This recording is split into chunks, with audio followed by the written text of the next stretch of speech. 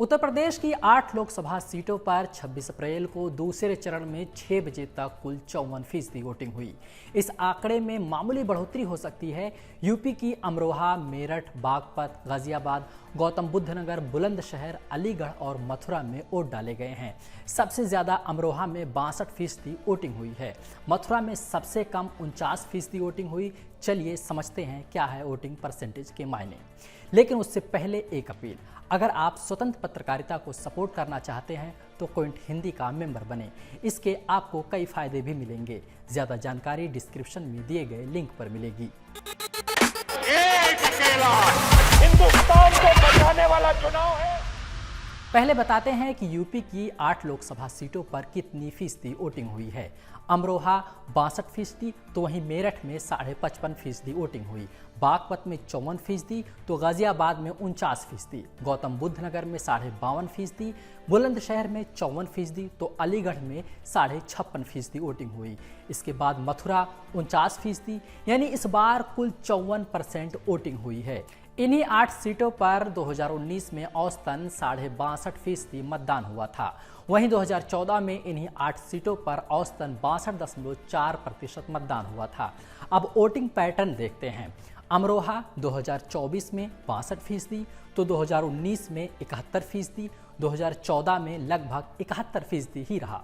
यानी इस बार वोटिंग कम हुई। ये फैक्टर शायद बीजेपी के खिलाफ जा सकता है, क्योंकि बीजेपी इस सीट से हार गई थी। फिर मेरठ में 2024 में 55.5%, 2019 में 54.2%, 2014 में 63.12% वोटिंग रहा। इसी तरह बागपत में इस बार 54%, 2019 में 64.5%, 2014 में 66.5% वोटिंग परसेंटेज रहा। फिर गाजियाबाद की अगर बात करें तो 2024 में 48.5%, 2019 में 55.89%, 2014 में 56.94% वोटिंग रहा। अब बात करते हैं गौतम बुद्ध नगर की। 2024 में 52%, 2019 में 60% और 2014 में भी 60% के आसपास वोटिंग परसेंटेज रहा। बुलंदशहर की बात करें तो 2024 में 54%, 2019 में 62% और 2014 में 58% के आसपास वोटिंग रहा। अलीगढ़ में 2024 में 56%, 2019 में 61%, 2014 में 59% वोटिंग रहा। अगर मथुरा की बात करें तो मथुरा में 2024 में 47%, 2019 में 61% और 2014 में 64% वोटिंग परसेंटेज रहा। इन 8 में से 7 सीटों पर बीजेपी ने जीत दर्ज की थी। अब राजनीतिक जानकारों की माने तो वोटिंग परसेंटेज में आई कमी बीजेपी के लिए फायदे का काम कर सकती है, क्योंकि ऐसा माना जाता है कि कम वोटिंग मतलब वोटर सत्ता में परिवर्तन नहीं चाहते और वोटिंग परसेंटेज बढ़ने का संकेत सत्ता में परिवर्तन लाने का होता है।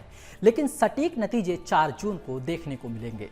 अब जल्दी से बताते हैं कि किस सीट पर किसके बीच मुकाबला है। अमरोहा बीजेपी के लिए महत्वपूर्ण सीट है, क्योंकि यही इकलौती सीट है जहां पार्टी 2019 के चुनाव में हार गई थी। इस बार बीजेपी ने कुंवर सिंह तेवर को टिकट दिया है।